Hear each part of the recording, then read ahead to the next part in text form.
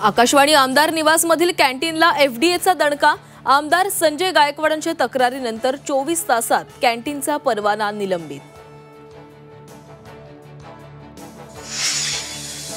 Canteen चालकाला मारहाणीबाबत कसलाही पश्चाताप नाही। आमदार संजय गायकवाड यांची मगरुरी कायम। मुख्यमंत्री उपमुख्यमंत्र्यांची नाराजी दूर करणार असल्याचंही वक्तव्य।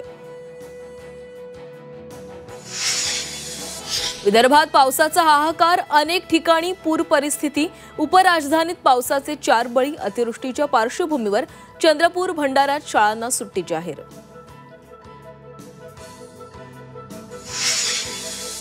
विधानसभेत जनसुरक्षा विधेयक मांडलं जाण्याची शक्यता।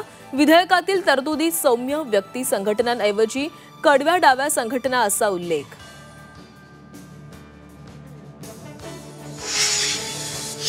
जलसंधारण मंत्री गिरीश महाजनांची शिष्टाई यशस्वी।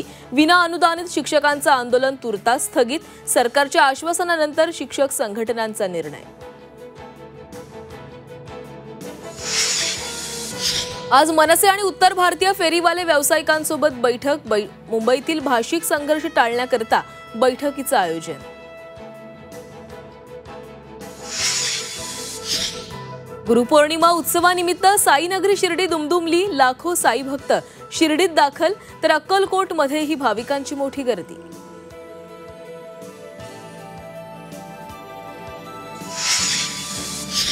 क्रिकेटची पंढरी लॉर्ड्सच्या मैदानावर आजपासून भारत विरुद्ध इंग्लंड तिसरा कसोटी सामना। बुमराहचं भारतीय संघात पुनरागमन, तर जोफ्रा आर्चरचं इंग्लंडच्या संघात कमबॅक।